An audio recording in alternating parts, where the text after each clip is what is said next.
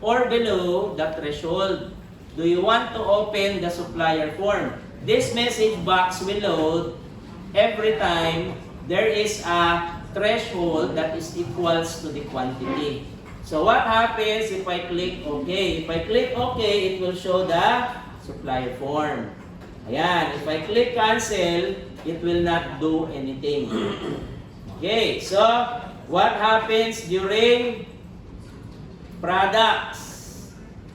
Ganyan. During products, you will be asked to enter a threshold. If, for example, ayan, we have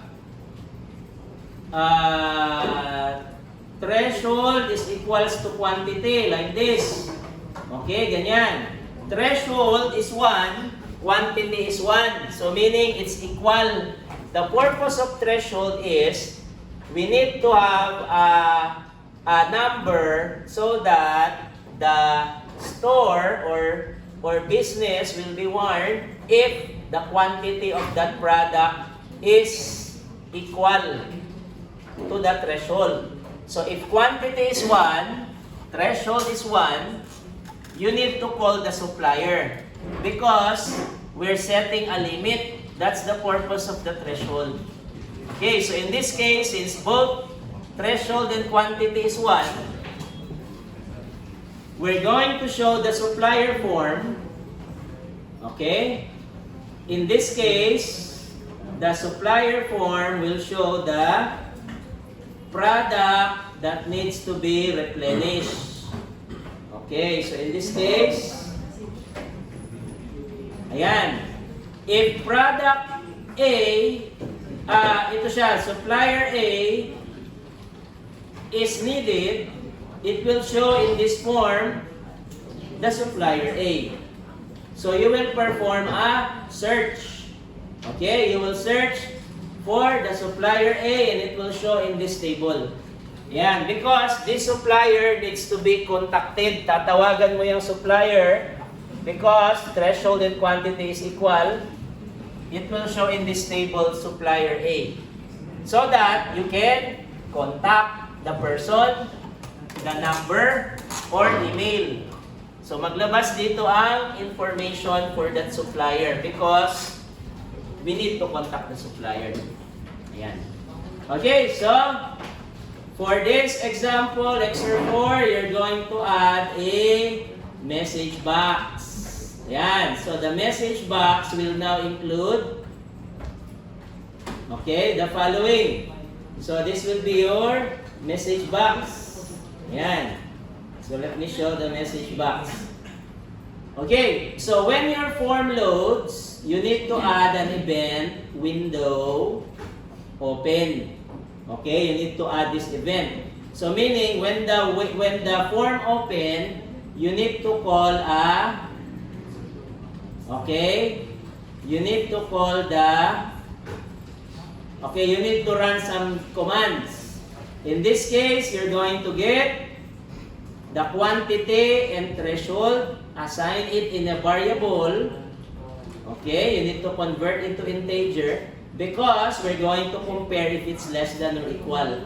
So meaning if quantity is 1, threshold is 1, this condition is true, we're going to show a message box.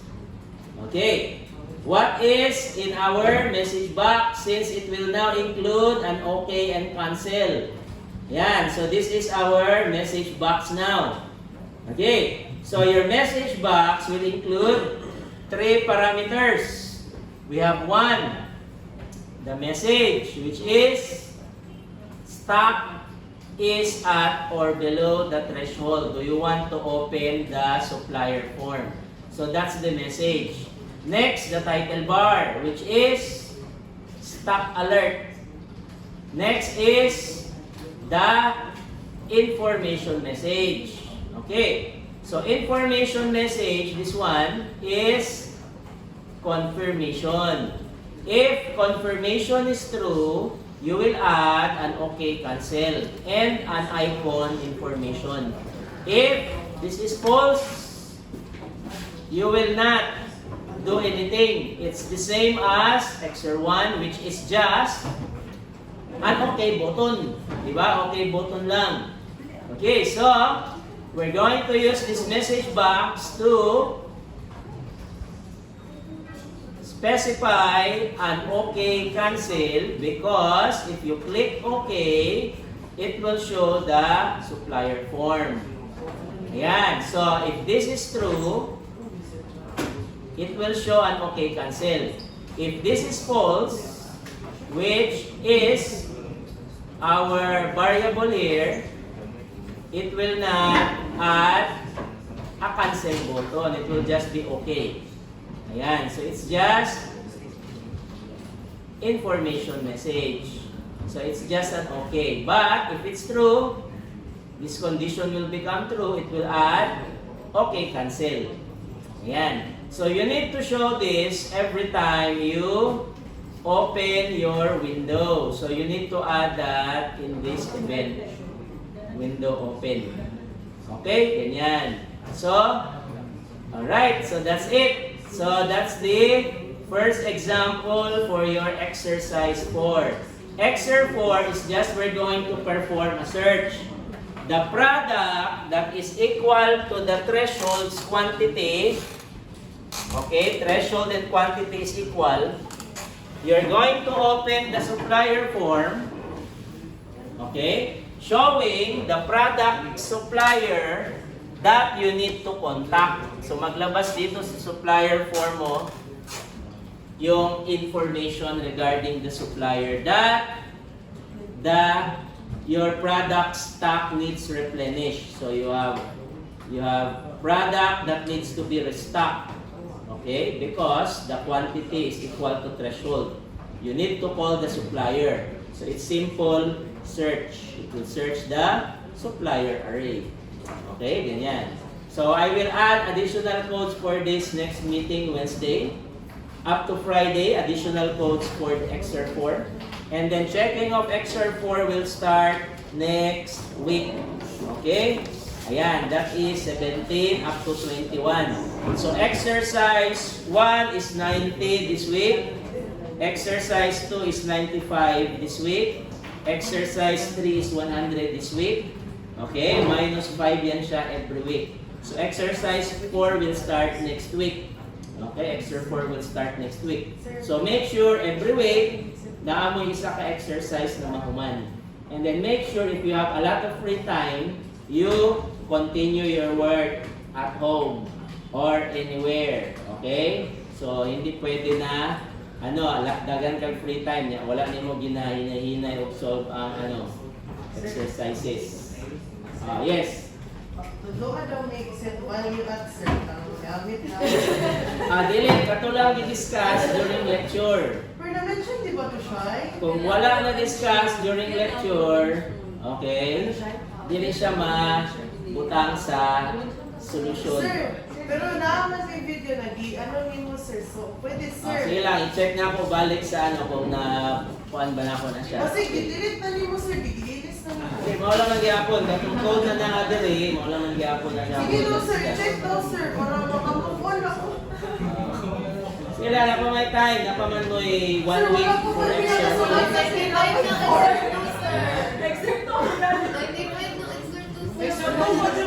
Okay, akong code man gud dire, nahuman naman gud akong exer 2. So may pakita na ako sa Ayaw lang, inyo. pakita sir na lang.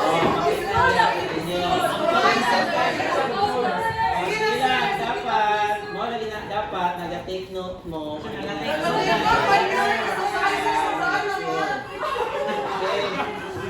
Okay, kung wala, dili mo kabalo, sige gamit. O sa'yo dapat gamiton. Sir, Okay? kasi guys, Sir, i-off lang sa sir, para di na mo makita sir. Okay, dapat katulang na lecture ang gamiton. Okay? Kung wala na lecture, hindi pwede gamiton. Na-lecture man niya sir.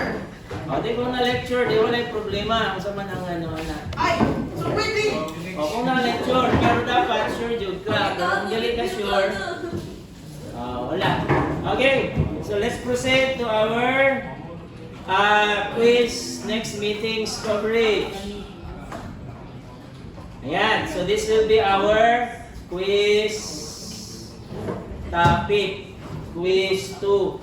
Okay, for quiz 2 ito siya sa Friday. Ayan. So for quiz 2, we're going to cover recursion. Ayan. So let us have a review first. Okay, review muna tayo. So make sure you're taking down notes. Okay, kung wala mo nag-take notes, maglisod yun mo kay wala mo nag-take notes. Okay, so let's proceed sa quiz 2 topic. Yan. So, we will have a review first about recursion. So, we have this. I will print the value of I. Yan. So, I is equals to plus I. Okay, there you go. And I have beginning and ending code block for the for loop. So the output of this will be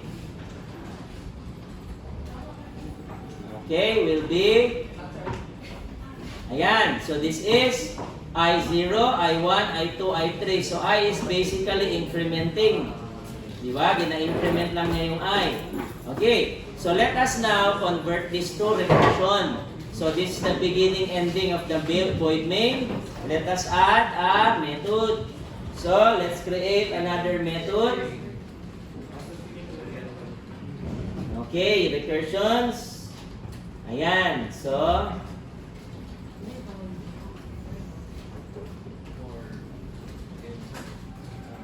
okay, ganyan. So this is the beginning. Ayan. Okay, so let's call this method inside our main. So how do you call this method inside our main? You just call the method name. Ayan. So it will show an error because you're calling a non-static method inside a static method. So meaning, this should be static as well. Okay, so we discussed already what is a static variable or method. Yan. So wala na yan siyang error.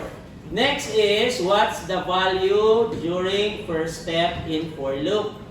During for loop, the first thing is assigning 0 sa I. So we're going to assign 0 sa I. Okay, ganyan. So, assigning 0 sa I, assigning 0 sa I. Next is the condition. Okay, so we have if I is less than 5. Okay, beginning, ending. Ayan, after I is less than 5, print the statement. So, we have this one. Okay, after this, increment I. So, in recursion, we're going to call the method again. Okay? And increment I. Okay, ganyan. So, it will be a recursion that will call the method again at the same time incrementing I. Next is check the condition again, which is what calling this method do. Executing it, performing the if statement again. Okay, so if I run the program, this will return the same output. Okay, there you go. So same output yan siya. Alright? Yes. Okay, this is recursion. Calling the method inside main. It's equal to for loop. Okay, so let's proceed sa another example. So, we can add another variable here. For example, j equals to 5. Okay, this was my second example. And what do we do with j? We decrement. Okay, and we can also choose to print j by adding a statement. So, j is equals to, okay, ganyan. So, as you can see, we have two values that needs to be initialized, one condition, and two values that increments and decrements. Okay, so let's convert this to recursion. Since we have two variables here, we're assigning I 0 and j is 5. So this is 5. Ayan, so j will be the second parameter. Okay, ayan. So assigning 0 sa I, assigning 5 sa J, which is the same as my example. Yan. So we have I less than 5, check. Okay. After that, print the statement. After that, increment and decrement. This one is increment. Let us add decrement. So J minus 1. Okay, there you go. So this is the equivalent of this for loop. So the output should be the same. Okay, so yan ang output niya. So we have, okay, so this one is to be printed. Okay, ganyan. So same dapat sila ng i-print. Ayan, so I and J is incrementing, J is decrementing. Ayan. Okay? Yes, so question so far before we proceed sa more complex recursion. Ayan, wala. So let's proceed. Oh yes. Ano daw ang difference ng print pati print ln? Oh, kaning ln, this is the output, di ba? It's in the next line. Okay, ayan, it's like adding a slash in. Di ba? Nag-slash in man mo sa C++. So ang ln is the next line niya ilagay. If this does not have an ln, it will be printed in one line. So one line lang yan. There you go. Isang line lang. Di ba? So that is having a slash in. Okay, ln is like the next line or slash in. Okay, let's proceed sa more examples. Okay, let me remove this. Ayan, so let us add another one. Okay, let me remove the I. Okay, so for our next example, let me give you a much simpler example first before we proceed sa complex example. Okay, so what about converting recursion to for loop? Okay, so I have here a recursion. Yan, so let me create a recursion. Yan, nag-caps naman ito.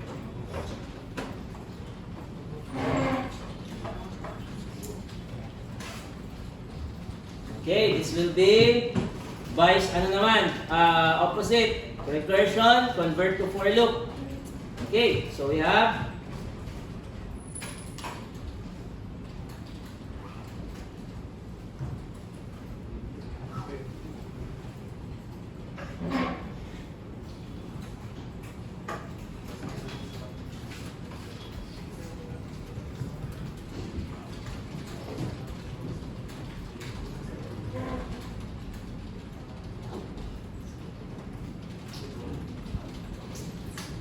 okay, so convert this to for loop. This is a recursion.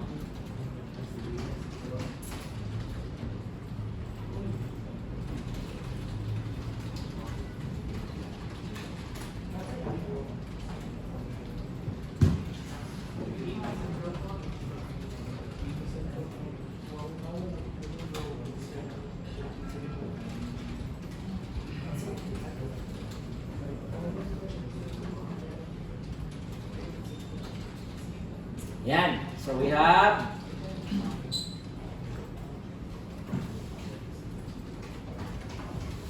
okay. So let's convert this one to for loop. So the output of this, as you can see, is where okay, this needs to be static. Ayan. So if I run this one, this will decrement 5 up to 0. So when it becomes 0, it will print end. Okay, so let's see. So this should have an ln. Ayan, ln. So if I run this one, it will show 0 to 5 to 1. Once it reaches 0, it will print end. Okay, ganyan. So it's decrementing the number. If this is, for example, 10, it will decrement the 10 until it reaches 0. Okay, ganyan. So 10, 9, 8 up to 0. So let's convert this to for loop. Okay, so I will comment this one. Ayan. So what's the first thing? We have for loop, beginning, ending. Ayan. So we have our I. So I is initialized to 10. Okay, so I is greater than 0. You just have to follow the conditions. And then I minus minus. Okay, so this needs to be an integer. Ayan, and then print I. Okay, and then this statement once we finish the iteration. Ayan. Okay, so if I run this program, it should show the same output. Ayan. Okay, so same output as the recursion. Yes. Questions? Clarifications? So this is what you will be answering in your quiz to this Friday. Okay? Questions? And so far? Okay, so let's proceed sa next example. So let's convert this for loop to recursion. So I have here, okay, less than 3 I plus plus. And I will add another for loop. Okay, so we will have this. Okay, kulang pa ng isa. Wait. Beginning, ending, beginning, ending. Okay, this will be J. And this will be J++. So we're going to print I. Okay. And J. Yan, J is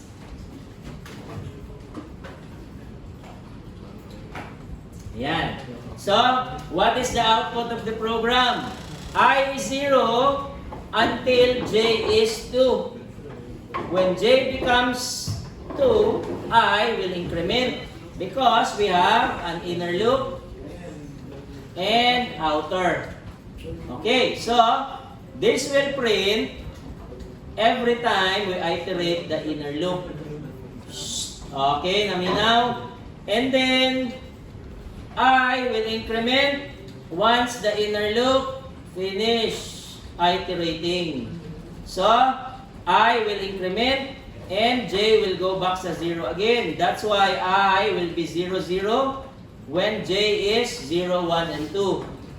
Yan. So, if I run the program, that should be the output.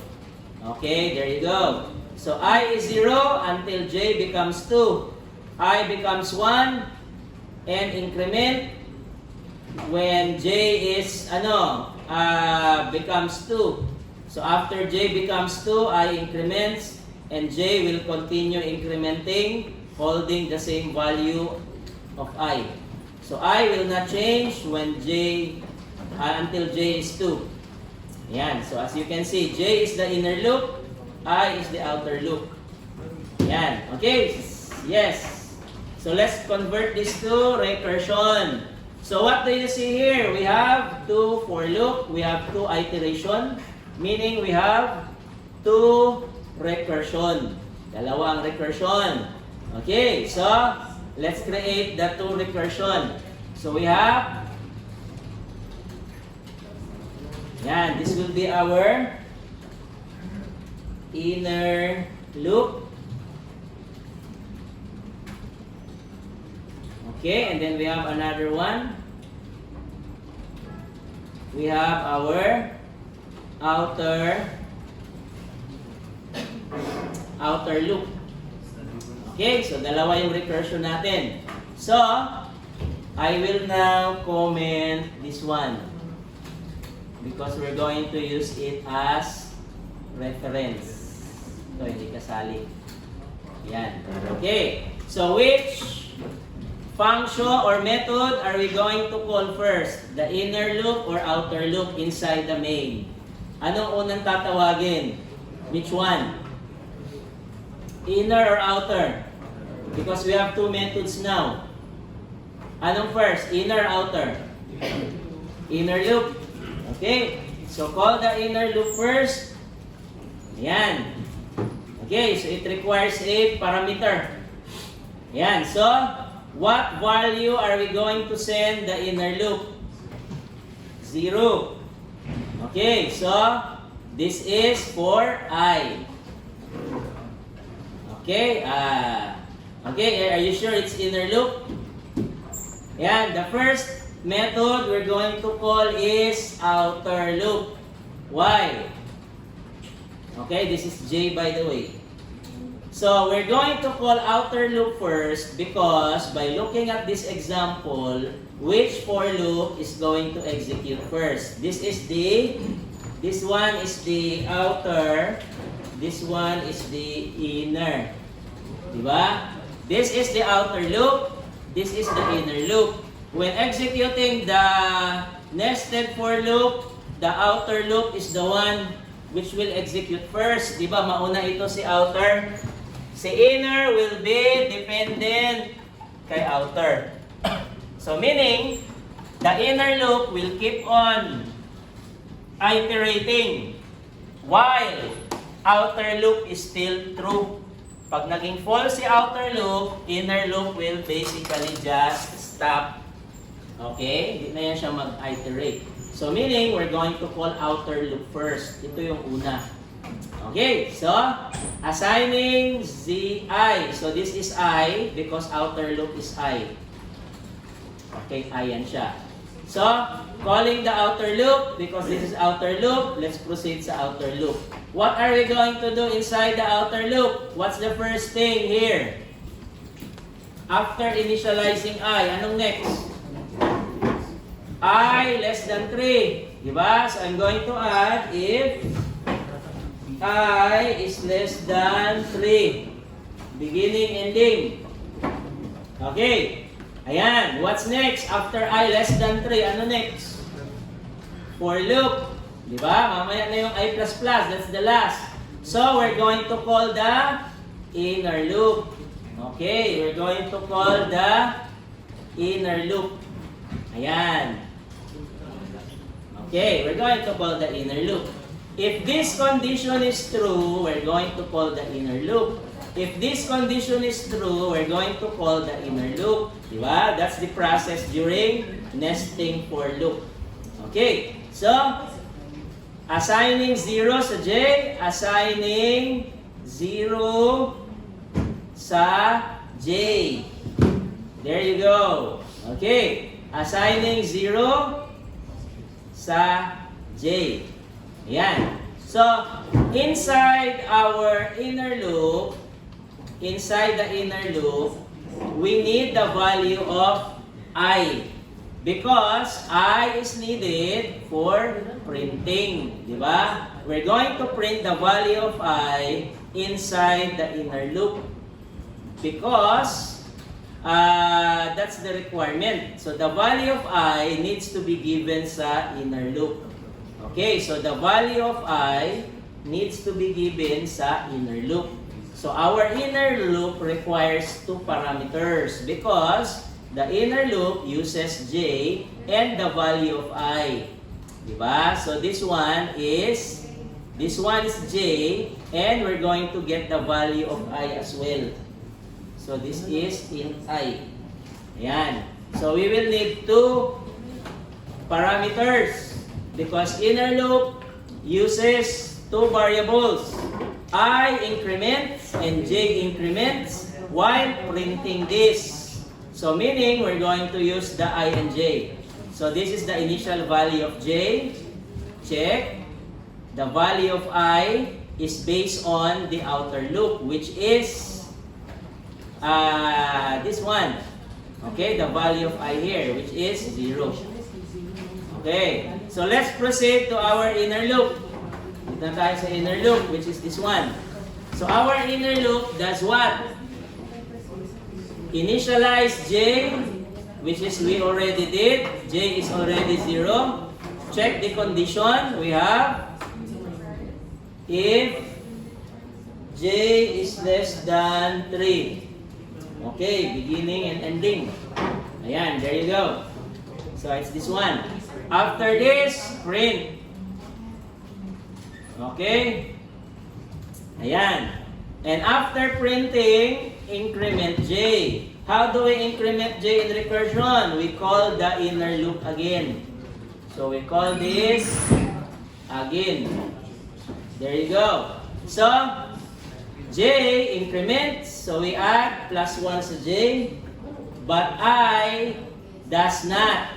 We're only going to get the value of I that was given to us and going to use it again sa inner loop. So there's nothing happening sa I inside the inner loop, di ba? The value of I does not change while performing the inner loop.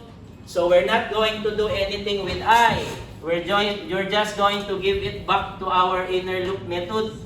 So every time we call inner loop, call inner loop again, inner loop, call inner loop again, we're just giving it the value which is the same for I. That is what is happening when repeating the statement system out print. We're just giving the old or the same value of I. Okay? Ganyan. So, once the inner loop is done, once this for loop is done, what do we do next? We increment I. Diba? Which we will call the outer loop again. So this will be called, ayan. So this will be, ganyan. Okay. So what do we do with the outer loop I? We increment plus 1. Yan, we increment the outer loop plus 1. Okay, once we call the outer loop, calling the outer loop, checks the condition, which is this one. If this is true, perform the inner loop again, perform the inner loop again. Diba? So the value of I is now 1. Assigning 0 again sa j, which is what we are doing here, assigning 0 again sa j, but I is now plus 1. I is now plus 1 because the value I is going to be given again when performing the inner loop. Okay? Yes. Questions? Yes. Sa inner loop, I same siya sa parameter sa outer loop. So, na plus 1 nga siya dito ang inner loop. Yes. Okay, so, okay, if you look at this example, you already seen the output of this, di ba? So, again, ulitin ko ha. The first method that will be executed is the outer loop, di ba? This is the outer loop, this one. Ayan. Assigning 0 sa I, we're going to assign 0 sa I. After this, check the condition, executing this, checking the condition. And then, since this is true, we're going to call the inner loop, we're going to call the inner loop. So if this condition is true, we're going to execute the for loop here. Diba? So what are you going to do? Assign J0. We're going to assign 0 sa J. And I will still hold the value that we just assigned here, which is 0. So when executing the inner loop, the value of I is still the same when iterating the inner loop, diba? The value of I is still 0. So the value of I here is still 0, no matter how many times you iterate the inner loop, diba? 0 pa rin si I. I will not change unless you terminate the inner loop, diba? So see, I will not change until you terminate inner loop. Once you are done with the inner loop, you will proceed sa next method, which is outer loop. That is the time you increment I, diba? You increment I, you call this, and condition again, okay? Terminate this, increment I, call the method again, okay? Increment I, this one, increment I, check the condition again, call the inner loop again. Inner loop na naman. So we're going to repeat the inner loop again. Okay, so let's see the output. The output should be the same with our for loop. Okay, the same, di ba? Same output as our for loop. Ayan. So that is how we convert this to recursion. So even if you have 3 for loops, for every iteration, you add a method. So since you have 2 for loops, dalawa yung for loop dyan, dalawa yung method. Okay? Ganyan. Alright? Yes. Questions? Clarifications? So I will discuss this again next meeting, Wednesday, and then we will have a quiz on this Friday. So Friday will be converting recursion to for loop, converting for loop to recursion. Okay? Ayan. So you must use the same condition. Di ba? As you can see, I did not change the condition. This is I less than 3, I less than 3. Okay, j less than 3, j less than 3. Same variable, di ba? You have j, assigning, incrementing, di ba? Incrementing. So you're basically using whatever conditions and variable is in your for loop and converting it to recursion. Okay, ganyan. So it's the same. Okay? Yes. Yes, if you have an inner loop, di ba? May outer ka, may inner ka, inside an inner, you have another inner. Yeah, so you will need 3 methods. Okay, tatlo na yung method. Yan. Okay? Yes, questions? Done so far? Ayan, so I will continue the discussion again, recursion next meeting. Para Friday, you should know what to do during our quiz and exam because this will be included in your exam. Okay, so you still have time, 30, 40 minutes to finish exercise 1, exercise 2, and exercise 3. Okay, so exercise 1 is 90 today, exercise 2, 95, exercise 3, 100. Exercise 4 will be 100. I will start checking exercise 4 next week, Monday. Okay. Ayan. So, okay, if you are ready to present, make sure you upload your files sa Diagler because I will use the uploaded file for checking. Okay, and make sure you submit on the exact time and day. So meaning, sa Diagler, if you submitted your exercise 1 today, it must also reflect in your Diagler the same time and the same date. Okay? Ayan. So once you are done with your presentation of your exercise, upload the project folder in our Diagler course page. Ayan. Same time, same date must show on your paper that you sign your name to. Okay, nakalagay dyan date and I know the time of our schedule. Okay, so it must be the same as your Diagler course page. So I will create a third link here for exercise 3 because exercise 3 will start this week and 100 din siya this week. Okay? Dagan-dagan po. 30? Kasi 1 point each month. So for every statement that you correctly answer, it's 1 point. For example, ito siya, nakalagay ka ng inner loop dyan, 1 point, 1 point, 1 point, okay, 1 point each month. Dagan din na siya. So mga mga 60, 70, ganyan. Sir, questions are 4 questions. 4. Ay, 4 lang, sir. Sir, say alternative to set value at for exercise 2, this one, as what I said, okay, this is just one array. Isang array lang ito, di ba?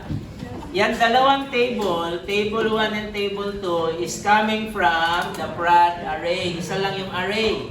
Okay, if you're going to get the total quantity of all the quantity here, ayan, you're going to perform a for loop. Okay? Mag-for loop ka. So what do you do inside the for loop? You search for all the same type and description. Okay? Di ba? Meron kang for loop. Ayan, example. Isa lang ni siya ka-array, di ba? Prad. Isang array lang man yan, di ba? Okay. So, what column is the type and description? Product type is 1. So, this is a variable. Okay. Tapos, index 1. 1 yan siya. So, you're going to perform an if statement. So, if this is equal sa if this is equal sa value that you're looking for. Ayan, for example, you're going to total. Okay, total mo yan siya. So, if this is equals to, so you're going to compare. Ayan, so, if this is, for example, equal to the variable product type, okay, variable mo yan siya. And at the same time, equal to, variable yan siya, ij, tapos description is 0, 1, 2. Equal mo siya sa product description. Ayan, so you're going to perform a for loop. Okay, so the value I here is the customer ID. Ano pala ito, order.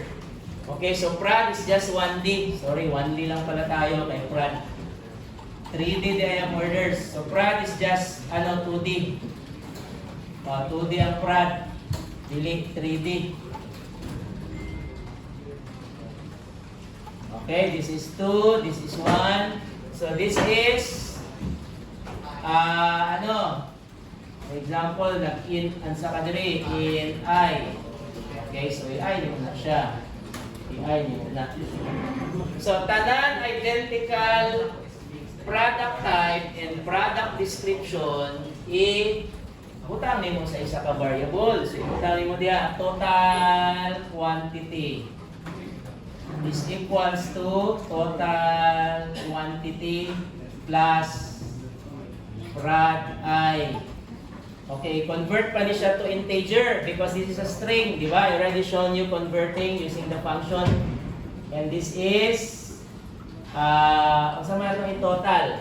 Kaning quantity. So, quantity is 0, 1, 2, 3, 4, 5, 6. So, 6. Ayan na siya. Quantity na yun niya. So, convert this one to int. Kay string man para ma-add mo. So you're going to do that for total quantity. So you're going to create another one for total.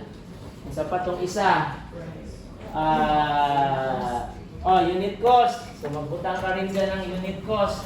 Ibutang lang siya sa isa ka for loop. Okay, isa-isa mo na siya. So you don't need functions. I-manual ninyo na siya convert.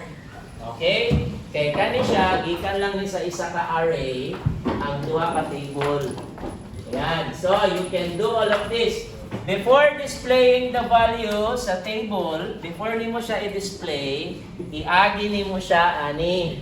So, you need to do this first before displaying values so that numbers here will show up based on the result of that code. So, maglabas na yun siya dyan. Okay? Ganon. So, you don't need functions. Diba? So, kung wala na-discuss, dili gamiton. Okay? Because there's a lot of solutions online. Ayan. So, you just get, make your own solution. Okay? I-solve ninyo. You just get ideas online. Alright? Yes, so we still have time. If you're done with any exercise, okay, call me attention. Exer 1, kayo magpa-check. Wala na, Exer 1. Dali, Exer 1.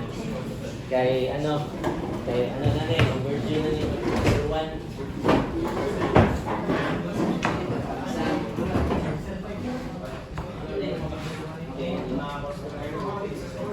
Remove row, sir. Bawal row. Ay, ako lang na-discuss. Row count, pero pwede row count ulit. Oh, nag-row count lang tayo, diba? Para clear ang table.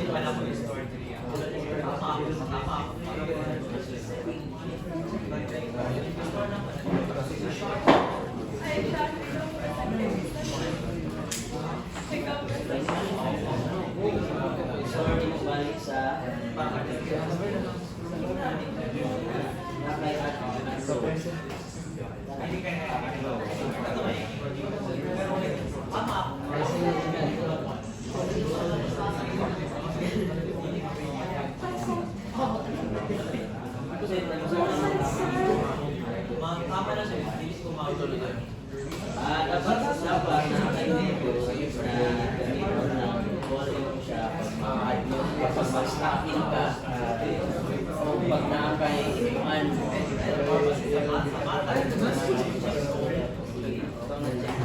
starting ka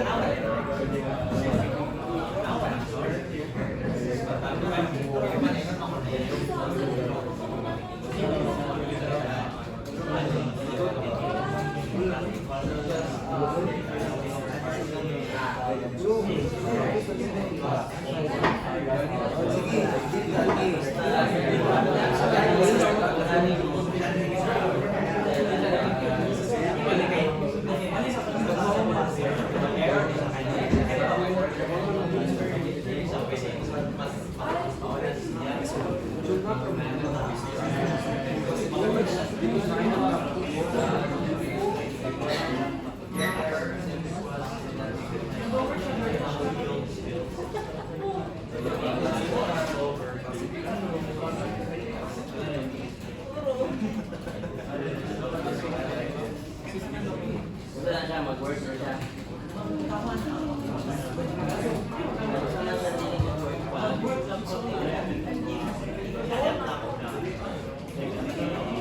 Sir, pwede mag-else? Wala problema. If else for loop, array, aside applicable, array, no problem. Basta ang prat array ni mo, fix na siya up to ilan na? 7? 1, 2, 3, 4, 5, 6, 7. 7 lang pusok. So, di naman tumagan.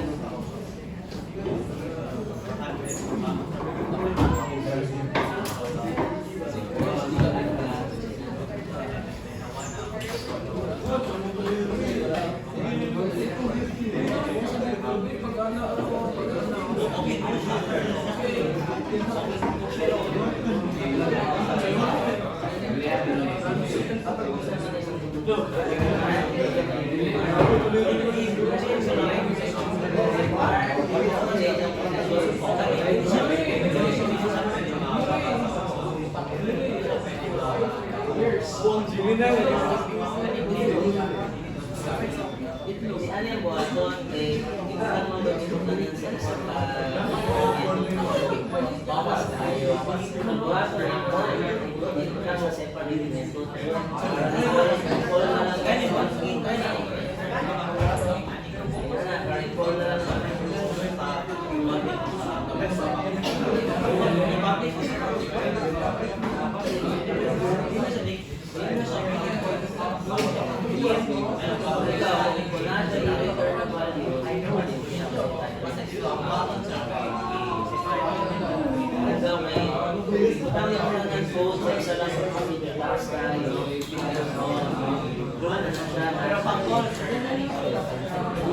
basta ang last year, sa table.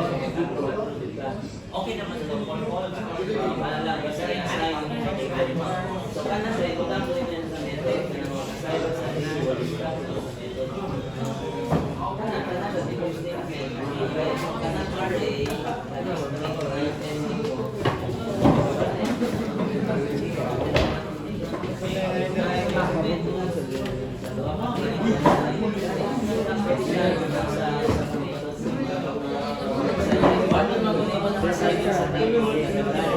pag-stack it pala, assign sa table, mag-save ka, assign kita na ba na ano mo gulo? Sir, nice talk. Nice save na po. Oh, nice save ba? Pero wala din, sir. Pag mag-stack in ka, wow, di mo ang sulod sa array, ibutang sa table 1, table 2. Pag mag-save ka, wow, nang sulod sa array, ibutang sa table 1 to table 2. Pero, na-update na ang values sa unit price. Kaya na-change naman ang values ni Rick. So, same lang siya sa stack in.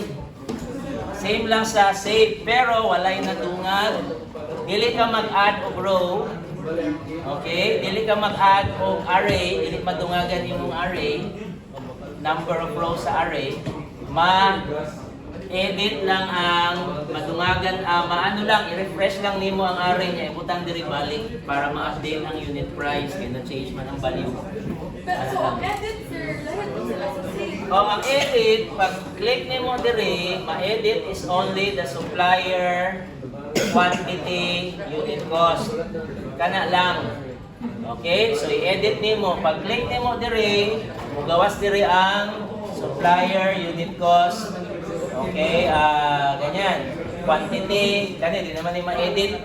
Basta kanilang tulong ma-edit, supplier, quantity, unit cost. Yan, ang delete, pwede na ni wala. Tanggalin nyo na lang din. Basta importante, stock in, save.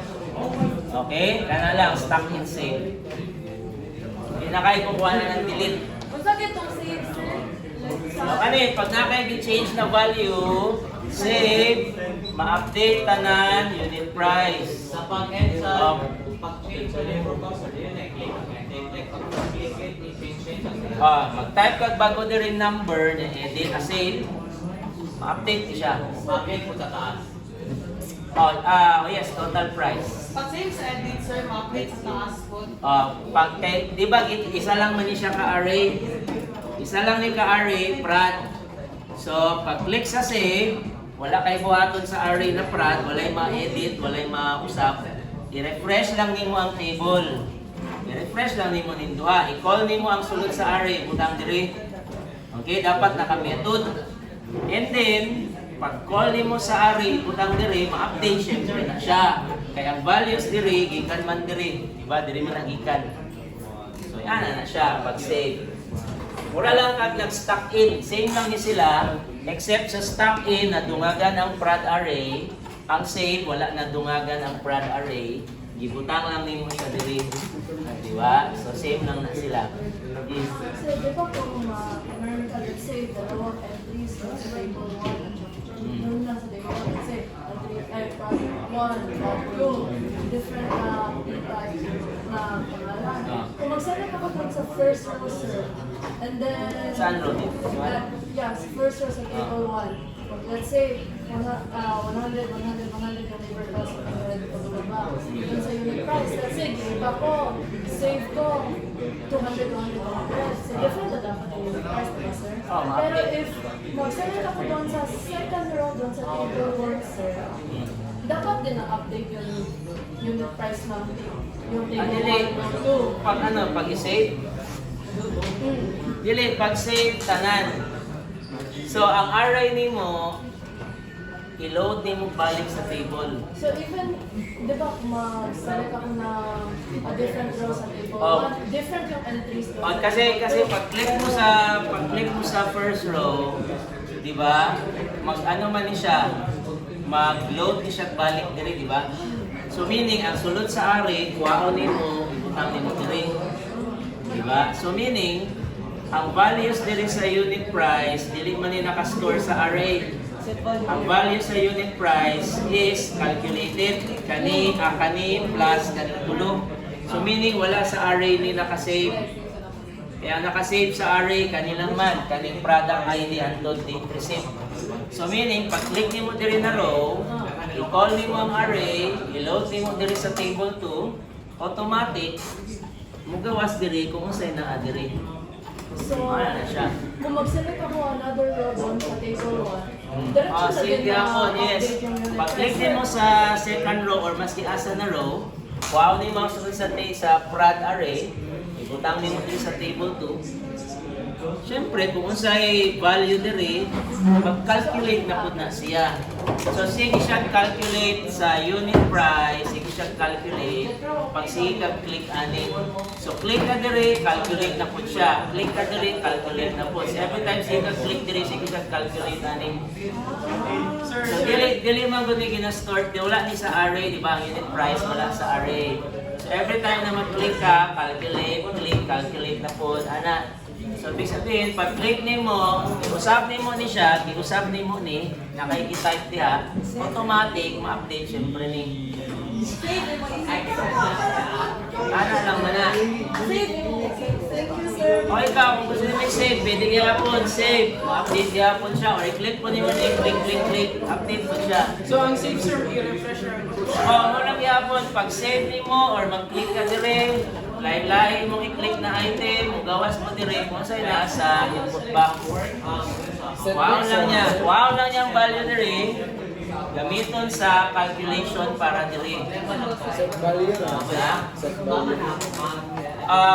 I-convert na guni mo ni siya to int. So, i-int nimo ni, i-add dire, ito, ibutang dire ang answer. Okay? So, attendance tayo ha, kasi malitan.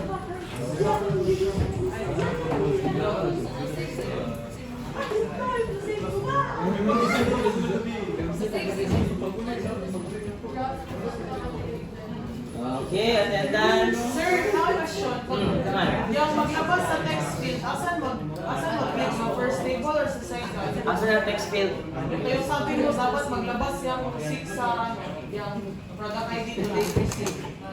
Asa yung text field yung sila Ano, pag i-click sir, dapat magawas. Asa ka ni? Di sa tao sir. Ka ni? Hindi, doon sa Asa man? text field.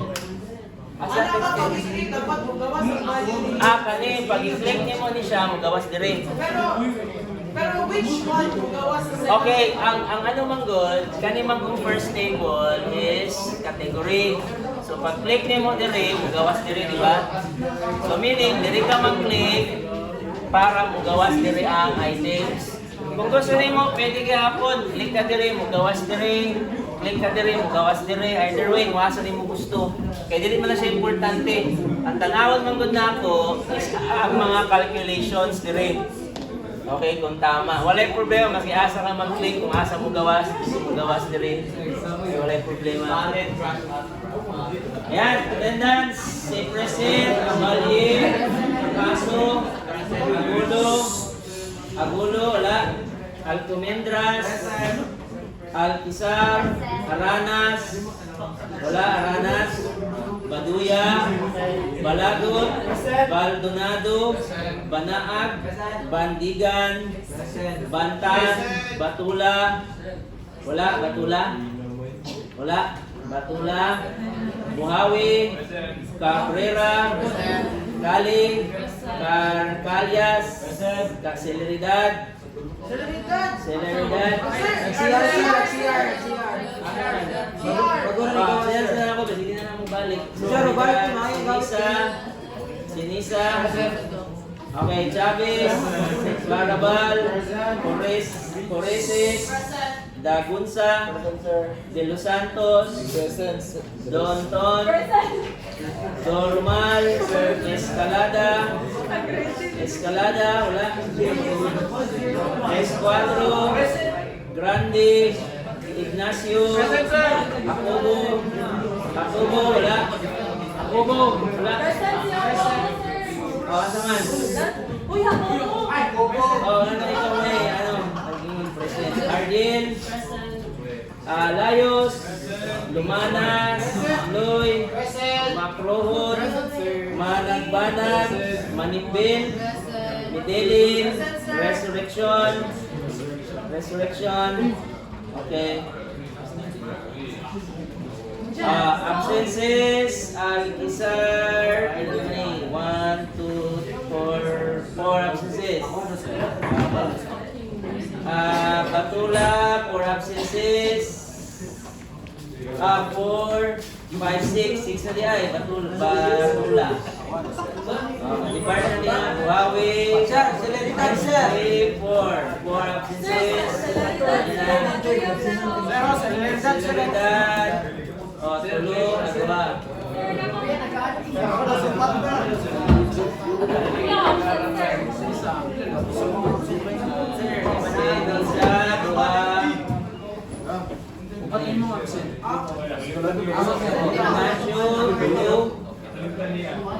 Para mabalo ng muda.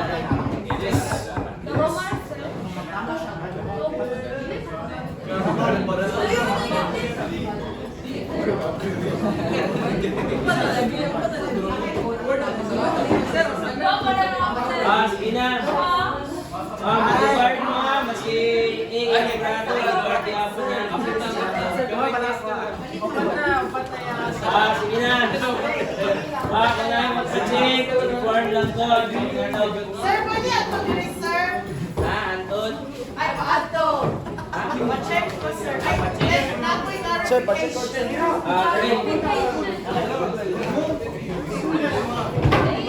If you're not doing anything, you can go. See you next meeting.